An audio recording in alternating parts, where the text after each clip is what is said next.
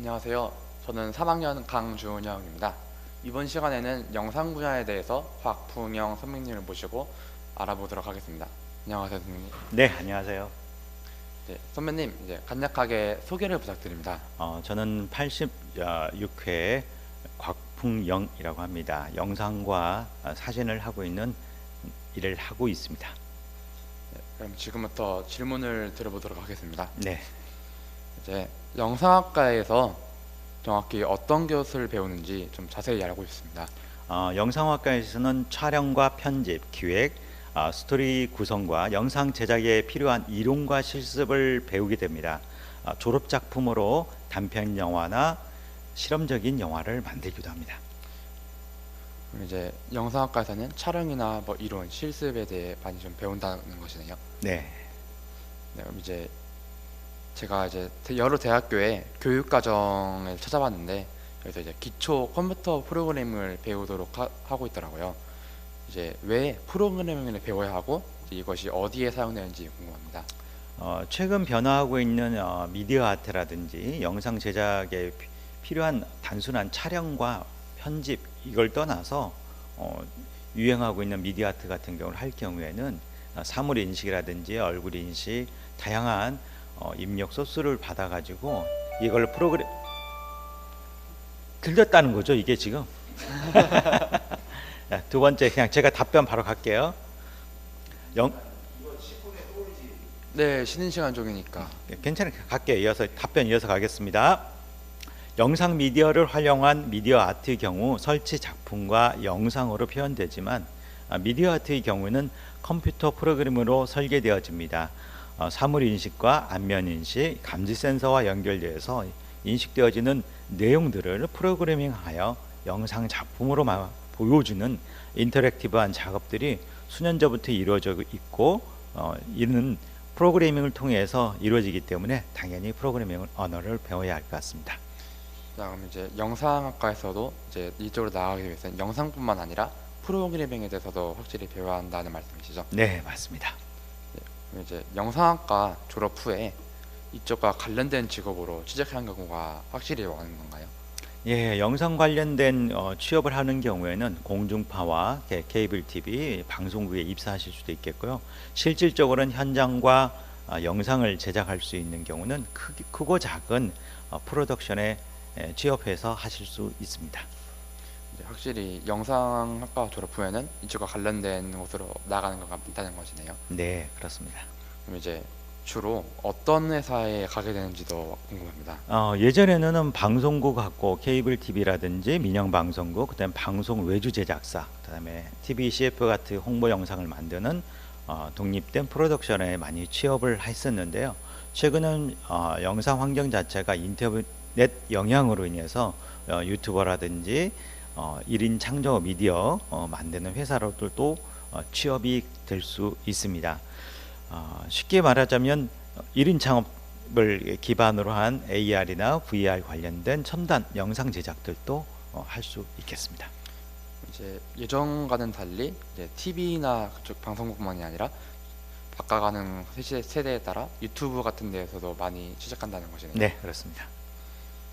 그럼 이제 아까 처음에 말씀드린 것처럼 영상학과에서는 이론과 실습을 둘 다 배운다고 하셨는데 선배님께서는 어떤 수업이 더욱 중요하다고 생각하시나요? 이론과 실습 사실은 모두 중요하겠고요. 이론을 통해서 실습을 하게 되겠지만은 결국은 그 실습을 통해서 얻어지는 지식과 이해되는 부분들을 다시 또 이론으로 만들어 가지고 그 이론 가지고 또 실습을 나가는 형태이기 때문에 두 가지 모두 다 중요하다고 생각됩니다. 그러면 이제 이론과 실습 어느 하나가 아니라 둘이 잘 어울려야 더 좋은 영상학과가 될 수 있다는 말씀이시죠? 네, 맞습니다. 그럼 이제 다음 질문 드리겠습니다. 이제 알파고와 같이 인공지능이 여러 유명 화가들에게 버금가는 그림을 그리는 것이 화제가 되었습니다. 이제는 로봇이 예술 분야에서도 영향을 미치게 되는데 영상 분야의 미래에 대해서는 어떻게 보시나요? 미래를 예측하고 현재를 준비하는 과정에서 날로 발전하고 있는 IT와 인공지능 그리고 빅데이터를 활용한 IoT 사물 인식 기술들이 영상 제작 현장에 지금 새롭게 접목되고 활용되고 있습니다. 카메라가 눈이 사람을 모습을 인지하고 초점을 맞추기도 하거나 사람을 따라가는 기술적인 완성은 이미 이루어져 있고요. 프로그래밍 되어진 범주 안에서는 카메라 스스로 작동 촬영하고 선택적으로 화면들을 다양한 분위기와 사운드에 맞춰서 영상까지 만들어줍니다. 결론적으로는 누구나 쉽게 접근하고 영상을 만들 수 있는 시대에 살고 있고요. 더불어 우리가 접근하기 힘든 장소와 제한된 공간에서도 매우 작은 장비로 최상의 영상을 만들어내고 있습니다. 복잡한 이론과 많은 시간이 필요했던 그 실습과 경험의 단계들을 뛰어넘고 있는데요. 다가오는 미래는 사물과 인간을 인지하고 인터랙티브하게 움직이는 기술이 가지지 못하는 어떤 인간이 많이 할 수 있는 깊은 사유와 철학이 있을 때 예술적인 영상을 만들어갈 수 있다고 생각합니다. 그러면 이제 인공지능은 이제 최신 과학은 이제 영상에 충분히 많은 도움을 줄 뿐만 아니라 진정한 예술은 인간이 할 수 있다는 말씀이신 거네요. 네, 맞습니다. 그럼 이제 요즘 코비드 19으로 인해 여러 분야의 사업이 침체되고 있는데요. 영상 분야에 대해서는 어떻게 생각하시는지 궁금합니다. 코로나19 초기 상태와 또 2단계까지 이상의 어떤 락다운 상태에 들어가다 보니까 우리 사회는 어떻게 보면 당연시 여겨졌던 대면으로 이루어졌던 학교 수업이라든지 비즈니스 같은 이런 모든 일들이 비대면으로 바뀌게 되었고요. 인간의 어떤 그 변화를 통해서 진화되는 모습을 우리가 의식주를 관련된 모든 산업과 또 에서 볼 수 있는데요. 영상 분야는 코로나19로 인해서 더욱더 필요한 매체이자 나 자신을 표현하고 지식을 전달하는 꼭 그러한 매체로 변화되었습니다. 대면이 필요했던 것들을 바로 대체해 주는 것이 바로 영상이 되겠고요. 이러한 변화는 처음에는 낯설죠. 익숙하기 힘들겠지만은 이를 곧 적응하고 활용하다 보면 영상 매체의 가치는 더욱더 커질 거라고 생각합니다. 이후에도 미래에도 교육과 산업의 모든 분야에 있어서 영상의 활용도는 더욱더 커질 것이고요. 이를 다양한 목적과 또 재생 매체에 맞는 영상들이 더욱더 세분화되고 많이 제작될 것으로 봅니다. 이제 영상 산업은 다른 분야의 사업과는 달리 침체되지 않고 더 발전하실 거라 말씀하셨는데, 네, 맞습니다. 이제 영상이나 영화를 만들 때는 협업처럼 이제 다 같이 모여서 하는 경우가 많은데 네. 이제 모이는 것 자체가 힘들어졌는데 제작 과정에 대해서는 어떻게 생각하시는지 궁금합니다. 보통은 다 모든 사람들이 한 장소에서 모여서 이렇게 오늘처럼 이렇게 둘이 한 장소에서 질문자와 답변자의 입장에서 멘토 멘티가 돼서 얘기를 하고 있는데 서로 거리가 떨어져 있지만 각각의 어떤 영상 시스템을 가지고 이런 프로그램도 만들 수 있기 때문에 거리와 장소에 구분하지 않고 영상들은 다양하게 만들어 줄 수 있다고 생각됩니다. 그럼 이제 제작 과정에 대해서는 크게 피해가 없다는 말씀이시네요. 네, 그렇습니다. 그럼 이제 유튜브나 넷플릭스 등으로 인해 TV의 시청률과 수익이 떨어진다는 제가 소문을 들었습니다. 이제 이게 실제로 어떤지 궁금하며 이게 사실이라면은 TV가 다시 성장하는 방법은 무엇이 있을까요? 어, 새로운 변화는 항상 가지고 오고 있는데요. 신문 매체에서 TV 매체로 바뀌었을 때, 영상 매체로 바뀌었을 때 신문은 죽을 거라고 하는 그런 얘기도 있었습니다. 당연히 신문의 어떤 광고 영향이 받는 건 당연하죠. 새로운 매체가 만들어졌기 때문에 최근에는 짧은 길이의 영상을 만드는 숏폼 컨텐츠 시대가 도래했습니다. 그래서 기존의 공중파나 케이블 TV가 가진 대중 매체로서 어떤 특성이자 단점을 소통할 수 없는 그 일방적인 정보 매체를 전달하는 흥미 위주의 프로그램에서 지금 같은 유튜브나 틱톡 등을 보면은 아주 숏폼으로 만들었기도 하지만은 또 댓글이나 또 직접 라이브로 소통할 수 있는 게 큰 장점이 되고 있습니다. 그래서 요즘 그 TV 국내 예능 프로그램 중에서 금요일 밤에라는 프로그램이 있는데 10분 내외에 6개 짧은 숏폼을 연결해서 옴니버스 형식으로 방송된 적이 있습니다. 그래서 대중 매체인 공중파 TV도 숏폼 어떤 프로그램들을 만들어 나가고 있고 매스미디어 같은 장점인 이거 대규모의 방송 제작비와 우수한 인력을 통해서 더욱더 멋진 프로그램들을 만들어내지 않겠나 생각됩니다.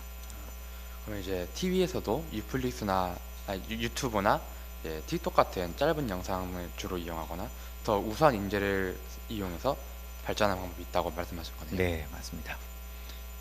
그러면 이제 저는 기본적인 DSLR이나 그런 카메라도 촬영을 하지만 저는 이제 주로 드론을 이용해서 촬영을 합니다. 이제 기본 영상 분야의 미래가 아니라 항공 촬영 분야의 미래에 대해서는 어떻게 생각하시나요? 저도 하늘에서 촬영하는 걸 너무 좋아해서요. 20여 년부터 비행기를 직접 몰고 하늘에서 사진과 영상을 촬영을 해왔습니다. 당시에는 굉장히 많은 비용을 들여서 이루어졌던 일들이 지금은 드론을 통해서 너무 쉽게 이루어지고 있는데요. 미래에는 직접 조종을 할 필요도 없고 설정된 데이터 값을 넣어주면 대신 촬영을 해주기도 하고 다양한 영상들을 접할 수 있는, 좀 더 쉽게 접할 수 있는 상황들이 올 거라고 생각됩니다. 결국은 내 스스로 무엇을 생각하고 결정하느냐가 중요한 것이고 어떤 것을 또 담아내고 그러한 기술들을 어떻게 활용할 것인지가 중요한 관건이 될 것 같습니다. 이제 영상 촬영, 항공 촬영 분야에 대해서 이제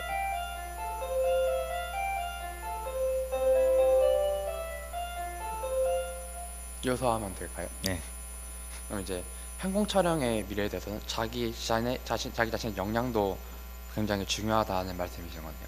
네, 맞습니다. 이제 그러면 다음 질문 드리겠습니다.